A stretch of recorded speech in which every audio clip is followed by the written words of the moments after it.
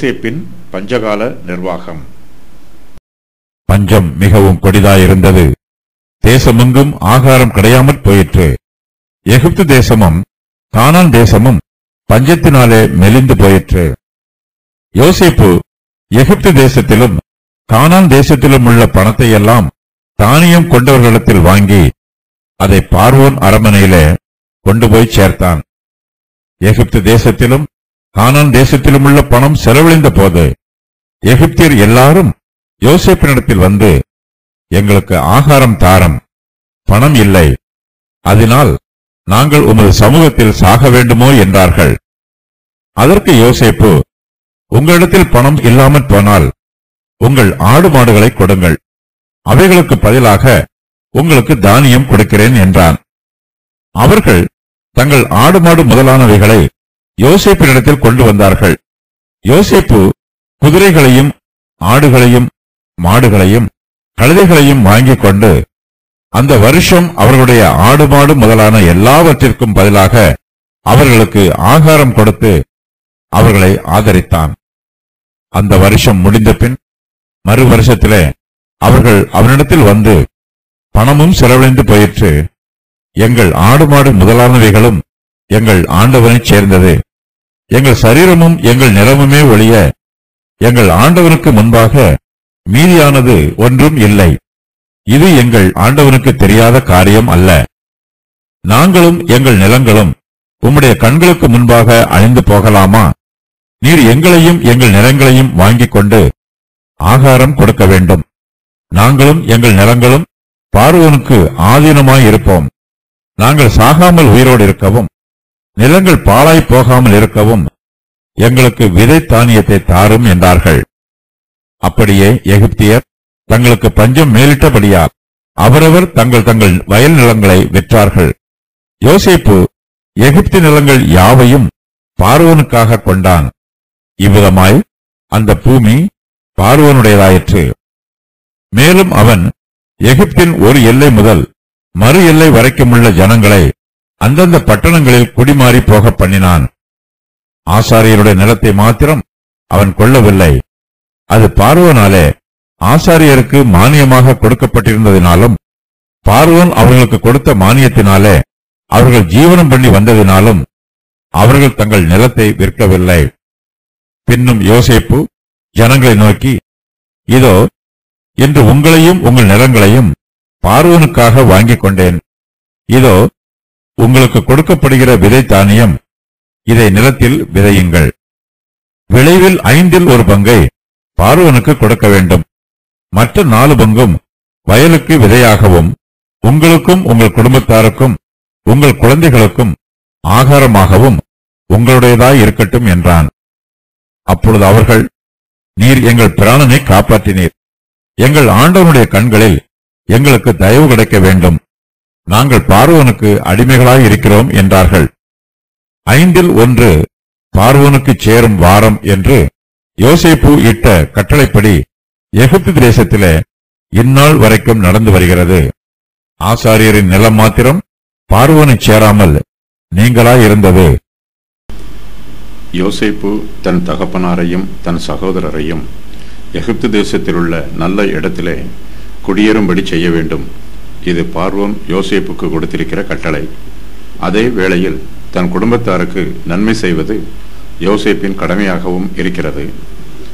பார்வோன் கட்டளையிட்டபடியே யோசேப்பு தன் தகப்பனுக்கும் தன் சகோதரருக்கும் எகிப்து தேசத்திலே நல்ல நாடாக்கிய ராமசேஸ் எனும் நாட்டிலே சுதந்திரம் கொடுத்து அவர்களை குடியேற்றுகிறார்.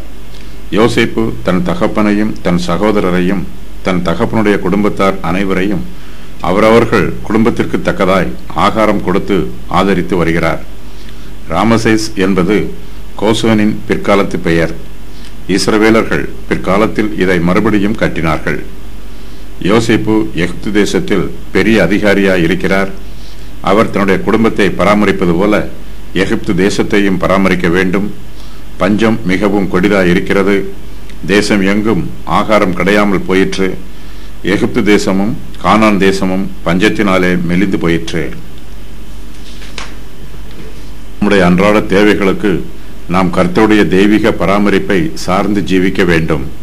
நம்முடைய ஜீவியத்தில் சிறிது காலம் செழிப்பான காலம் போலவும் வேறு சில காலங்கள் பஞ்சகாலங்கள் போலவும் இருக்கும். கர்த்தர் தம்முடைய தெய்வீக சித்தத்தின் பிரகாரமாக நமக்கு கிடைக்கும் அப்பம் என்னும் ஆதரவுகோலை சிறிது காலத்திற்கு முறித்து போடுகிறார். அப்படிப்பட்ட காலத்தில் கர்த்தர் நமக்கு உதவி செய்யவில்லை என்றால் நாம் எல்லோரும் மரித்து போவோம், பட்டினியினால் அழிந்து போவோம். நமக்கு எவ்வளவுதான் செல்வமும் ஆஸ்தியும் இருந்தாலும் நமக்கு தானியம் இல்லை என்றால் நமக்கு போஜனம் இல்லை. நம்முடைய ஐஸ்வர்யம் நம்முடைய பசியை போக்காது. மெய்யான ஆசீர்வாதம் பரலோகத்தில் இருந்துதான் வரும். கர்த்தர் வானத்தை திறந்து இந்த பூமிக்கு மழையை கொடுக்கவில்லை என்றால் பூமியிலே கொடிய பஞ்சம் உண்டாகும். தேசத்திலே 2 அல்லது 3 வருஷங்களுக்கு மழையே பெய்யவில்லை என்றால் பூமி வறண்டு போகும். தானிய விளைச்சல் இருக்காது. மனுஷருக்கு புசிக்க போஜனம் இருக்காது. ஆடு மாடுகளுக்கு மேய்ச்சல் நிலமும் இருக்காது. சர்வ சிருஷ்டிகளும் தேவனுடைய கிருபையையும் இரக்கத்தையும் தெய்வீக பராமரிப்பையும் நம்பி ஜீவிக்கிறது. நாம் கர்த்தருடைய அன்பிலே நிலைத்திருக்கும் போது அவருடைய தெய்வீக பராமரிப்பு நமக்கு கிடைக்கும். தேசத்தில் பஞ்சம் மிகவும் கொடிதாய் இருக்கிறது. இதற்கு முன்பு தேசத்திலே 7 வருஷங்கள் தாராளமாயும் செழிப்பாயும் இருந்தது. செழிப்பான காலங்களில் யோசேப்பு விளைச்சலில் ஒரு பகுதியை சேமித்து வைத்தார். பஞ்ச காலத்திற்கு தப்பிப்பதற்காக செழிப்பின் காலத்திலே தானியம் சேமிக்கப்படுகிறது. இது மனுஷருடைய ஞானம். கர்த்தரே மனுஷருக்கு இப்படிப்பட்ட ஞானத்தை கொடுக்கிறார். பஞ்ச காலத்திற்கு தப்பிப்பதற்காக எகிப்தியர்கள் பரிபூரண காலத்தில் விளைந்த தானியத்தை சேமித்து வைக்கிறார்கள். அவர்கள் செய்த காரியம் விசுவாசிகளாகிய நமக்கு ஒரு முன்மாதிரியாக சொல்லப்பட்டிருக்கிறது. நமக்கும் செழிப்பின் காலமும் பஞ்சகாலமும் மாறி மாறி வரும். செழிப்பின் காலத்தில் நமக்கு கிடைக்கிற எல்லா ஆசீர்வாதங்களையும் மொத்தமாக செலவு பண்ணிவிடக்கூடாது. நம்முடைய வருமானத்தின் ஒரு பகுதியை சேமிக்க வேண்டும். நம்முடைய வாழ்க்கையில் நமக்கு குறைவு உண்டாகும் போது நம்முடைய சேமிப்பு நமக்கு உதவியாய் இருக்கும். எகிப்து தேசத்திலும் கானான் தேசத்திலும் உள்ள பணம் செலவழிந்த போது எகிப்தியர் எல்லோரும் யோசேப்பினிடத்தில் வந்து, எங்களுக்கு ஆகாரம் தாரும், பணம் இல்லை, அதனால் நாங்கள் உமது சமூகத்தில் சாக வேண்டுமோ என்று சொல்லுகிறார்கள். இதுவரையிலும் ஜனங்கள் பணத்தை கொடுத்து தானியத்தை வாங்கினார்கள். இப்போதோ அவர்களிடத்தில் பணம் இல்லை. அவர்களுடைய பணமெல்லாம் செலவழிந்து போயிற்று. யோசேப்பு அவர்களை நோக்கி, உங்களிடத்தில் பணம் இல்லாமல் போனால் உங்கள் ஆடு மாடுகளை கொடுங்கள், அவைகளுக்கு பதிலாக உங்களுக்கு தானியம் கொடுக்கிறேன் என்று சொல்லுகிறார். யோசேப்பு ஜனங்களிடத்தில் பணத்திற்கு பதிலாக ஆடு மாடுகளை பெற்றுக்கொண்டு அவர்களுக்கு தானியம் கொடுக்கிறார். அவர்கள் தங்கள் ஆடு மாடு முதலானவைகளை யோசேப்பினிடத்தில் கொண்டு வருகிறார்கள். யோசேப்பு குதிரைகளையும் ஆடுகளையும் மாடுகளையும் கழுதைகளையும் வாங்கி கொண்டு அந்த வருஷம் அவர்களுடைய ஆடு மாடு முதலான எல்லாவற்றிற்கும் பதிலாக அவர்களுக்கு ஆகாரம் கொடுத்து அவர்களை ஆதரிக்கிறார். ஒரு வருஷம் முடிந்த பின்பு ஜனங்களிடத்தில் ஆடு மாடுகளும் இல்லை. அவர்களுடைய பணமும் ஏற்கனவே செலவழிந்து போயிற்று.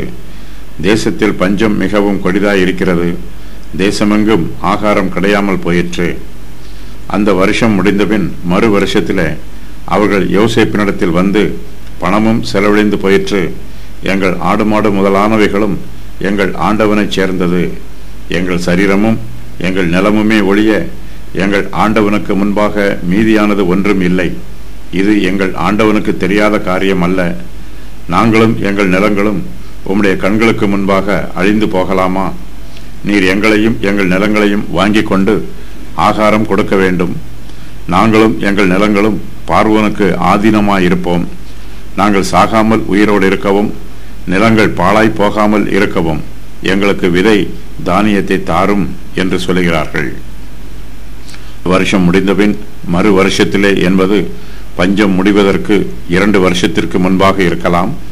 யாக்கோபு எகிப்துக்கு போன 2 வருஷத்துக்கு பின்பு பஞ்சம் முடிவு பெற்றது. ஜனங்கள் தங்களுடைய பணத்தை எல்லாம் செலவழித்து விட்டார்கள். தங்களுடைய ஆடு மாடுகளை வைத்து 2 வருஷங்களுக்கு தானியங்களை வாங்கினார்கள். இப்பொழுது தங்களுடைய நிலங்களையும் தங்களையும் யோசேப்பிடம் கொடுத்து தானியம் வாங்குகிறார்கள். எகிப்தியர் தங்களுக்கு பஞ்சம் மேலிட்டபடியால் அவரவர் தங்கள் ஆடு மாடுகளையும் அதன் பின்பு தங்கள் நிலங்களையும் விற்கிறார்கள். யோசேப்பு எகிப்தின் நிலங்கள் யாவையும் பார்வோனுக்காக கொள்கிறார். இவ்விதமாய் அந்த பூமி பார்வோனுடையதாயிற்று. பார்வோன் ஏற்கனவே மெலிந்த பசுக்களை தன்னுடைய சொப்பனத்தில் கண்டான். இப்போது எகிப்து தேசத்தில் உள்ள பசுக்கள் எல்லாம் மெலிந்து காணப்படுகிறது. எகிப்து தேசத்தாருக்கு புசிக்கவும் தானியம் இல்லை, விதைக்கவும் தானியம் இல்லை. அவர்களுடைய மந்தைகளுக்கும் தீவனம் இல்லை. அவர்கள் தங்களிடத்தில் உள்ள எல்லாவற்றையும் விற்றுப்பட்டார்கள். இனிமேல் விற்பதற்கு அவர்களிடத்தில் ஒன்றுமில்லை. எங்கள் சரீரமும் எங்கள் நிலமுமே ஒழிய எங்கள் ஆண்டவனுக்கு முன்பாக மீதியானது ஒன்றும் இல்லை என்று சொல்லுகிறார்கள். எகிப்தியர்கள் தங்கள் நிலத்தையும் விற்றுவிட்டார்கள். இனிமேல் அவர்களுடைய சரீரம் மாத்திரமே பார்வோனுக்கு முன்பாக மீதியாய் இருக்கிறது. தங்கள் போஜனத்திற்காக அவர்கள் தங்கள் சரீரத்தையும் விற்பதற்கு ஆயத்தமாய் இருக்கிறார்கள். அவர்களுடைய சரீரத்தினால் அவர்கள் கடினமாய் வேலை செய்ய முடியும். அவர்கள் இனிமேல் தங்கள் சரீர உழைப்புக்கு கூலியாக தானியத்தை பெற்றுக்கொள்ள வேண்டும். அவர்களுடைய பிராணன் காப்பாற்றப்பட வேண்டும். அந்த பூமி பார்வோனுடையதாயிற்று. யோசேப்பு செய்தது சரிதானா என்று சிலர் விவாதம் பண்ணுகிறார்கள். அவர் பார்வோனுக்கு உண்மையுள்ள வேலைக்காரராக நடந்து கொள்கிறார். தானியம் பார்வோனுடையது. செழிப்பான காலத்தில் பார்வோனுடைய தானியத்தை யோசேப்பு சேர்த்து வைத்தார். யோசேப்பு தானியத்தை சேர்த்து வைக்கவில்லை என்றால் பஞ்சகாலத்தில் ஒருவருக்கும் உணவு கிடைத்திருக்காது. தங்களுடைய விளைச்சலில் 1/5 ஜனங்கள் பார்வோனுக்கு கொடுக்கிறார்கள். பார்வோன் யாரையும் அடிமைப்படுத்தவில்லை. யோசேப்பு எகிப்து தேசத்திலே ஜனங்களுக்கு வேலை வாய்ப்புகளை ஏற்படுத்தி தருகிறார். மேலும் யோசேப்பு எகிப்தின் ஒரு எல்லை முதல் மறு எல்லை வரைக்கும் உள்ள ஜனங்களை அந்தந்த பட்டணங்களில் குடியேறி போக பண்ணுகிறார். கிராமத்தில் இருக்கிறவர்கள் எல்லோரும் இப்போது நகரத்தில் குடியேற்றப்படுகிறார்கள். இது மிகவும் கடினமான வேலையாக இருந்தாலும் தேசத்தில் பஞ்சம் கொடிதாய் இருப்பதினால் ஜனங்கள் யோசேப்பின் கட்டளைக்கு கீழ்ப்படுகிறார்கள். ஜனங்களுக்கு ஆகாரம் கொடுப்பதற்கு எளிதாக இருப்பதற்காகவும் தானியத்தை பங்கிடும் வேலையை எளிதாக்குவதற்காகவும் யோசேப்பு ஜனங்களை அந்தந்த பட்டணங்களில் குடியேறி போக பண்ணுகிறார். யோசேப்பு ஆசாரியருடைய நிலத்தை மாத்திரம் கொள்ளவில்லை. அது பார்வோனிலே ஆசாரியருக்கு மானியமாக கொடுக்கப்பட்டிருந்ததினாலும் பார்வோன் அவர்களுக்கு கொடுத்த மானியத்தினாலே அவர்கள் ஜீவனம் பண்ணி வந்ததினாலும் அவர்கள் தங்கள் நிலத்தை விற்கவில்லை. எகிப்து தேசத்தில் காணப்படும் பழங்கால சுவடிகளில் எழுதப்பட்டிருக்கும் செய்திகளும் வேதாகமத்தில் இந்த பகுதியில் எழுதப்பட்டிருக்கும் செய்திகளும் ஒன்றுக்கொன்று முரண்படாமல் ஒன்றுபோல் உள்ளது. தேசத்திலே கொடிய பஞ்சம் உண்டாயிருக்கிறது. பார்வோனுடைய களஞ்சியங்களை தவிர வேறு எங்கும் தானியம் இல்லை. ஜனங்கள் எல்லோரும் பார்வோனிடத்தில் தானியத்திற்காக வருகிறார்கள். அவர்களிடத்தில் உள்ள பணமெல்லாம் செலவழிந்து போயிற்று. அவர்கள் தங்கள் ஆடு மாடுகளை கொடுத்தும் தானியம் வாங்குகிறார்கள். இப்போது அவர்களிடத்தில் ஆடு மாடுகளும் இல்லை. யோசேப்பு எகிப்து தேசத்தில் உள்ள தானியத்திற்கு விலைக்கரையம் நிர்ணயம் பண்ணுகிறார். அவர் தானியத்தின் விலைக்காக யாரிடத்திலும் பேரம் பேச வேண்டிய அவசியம் ஏற்படவில்லை. ஜனங்கள் தானியத்திற்கு எந்த கிரயத்தையும் கொடுப்பதற்கு ஆயத்தமாக இருக்கிறார்கள். அவர்களிடத்தில் ஒன்றும் இல்லாத போது அவர்கள் தங்களுடைய நிலத்தையும் சரீரத்தையும் தானியத்திற்காக கொடுக்க ஆயத்தமாக இருக்கிறார்கள். யோசேப்பு தேசத்தில் ஏற்பட்டிருக்கிற பஞ்சத்தை தனக்கு சாதகமாக பயன்படுத்தி ஜனங்களை வஞ்சிக்க விரும்பவில்லை. யோசேப்பு அவர்களை அதிகமாக துன்பப்படுத்தவும் வேதனைப்படுத்தவும் விரும்பவில்லை. அதே வேளையில் யோசேப்பு அவர்களுக்கு இலவசமாக தானியத்தை கொடுக்கவும் ஆயத்தமாய் இல்லை. யோசேப்பு ஒரு புதிய திட்டத்தை வகுத்து அதை தானியம் வாங்க வருகிற ஜனங்களுக்கு சொல்லுகிறார். யோசேப்பு ஜனங்களை நோக்கி, இதோ இன்று உங்களையும் உங்கள் நிலங்களையும் பார்வோனுக்காக வாங்கி கொண்டேன். இதோ உங்களுக்கு கொடுக்கப்படுகிற விதை தானியம். இதை நிலத்தில் விதையுங்கள். விளைவில் 1/5 பங்கை பார்வோனுக்கு கொடுக்க வேண்டும். மற்ற 4 பங்கும் வயலுக்கு விதையாகவும் உங்களுக்கும் உங்கள் குடும்பத்தாருக்கும் உங்கள் குழந்தைகளுக்கும் ஆகாரமாகவும் உங்களுடையதாய் இருக்கட்டும் என்று சொல்லுகிறார். 5வது பகுதி இரக்கத்தையும் நீதியையும் குறிக்கும். அரசாங்கத்தை நடத்துவதற்கு வேறு எவ்வித வரியும் விதிக்கப்படாமல் 1/5 பங்கு விளைச்சல் மூலமாக அரசாங்கம் நடைபெறுகிறது. யோசேப்பு பார்வோனுக்கு ஞானமாக எல்லாவற்றையும் செய்து முடிக்கிறார். ஜனங்கள் தங்களுக்கு நீதி செய்யப்பட்டதாக நம்புகிறார்கள். பார்வோனுடைய நிலத்தில் தாங்கள் பயிரிடுகிறவர்களாக இருப்போம் என்று வாக்கு பண்ணுகிறார்கள். கிழக்கு தேசங்களில் இந்த பழக்கம் இன்றும் கடைபிடிக்கப்பட்டு வருகிறது. நிலத்தில் வேலை செய்கிறவர்கள் நில உடைமையாளர்களுக்கு 20% விளைச்சலை கொடுக்கிறார்கள். இந்த புதிய ஒப்பந்தத்தின் பிரகாரம் ஜனங்களுக்கு நிலமும் தானியமும் கொடுக்கப்படும். அவர்கள் அந்த தானியத்தை நிலத்தில் விதைக்கும் விதை தானியமாக பயன்படுத்த வேண்டும். விளைவில் 1/5 பங்கு பார்வோனுக்கு, மற்ற 4 பங்கு ஜனங்களுக்கு. இதனால் பார்வோனுடைய களஞ்சியத்திலும் தானியம் நிரம்புகிறது, ஜனங்களுக்கும் தானியம் கிடைக்கிறது.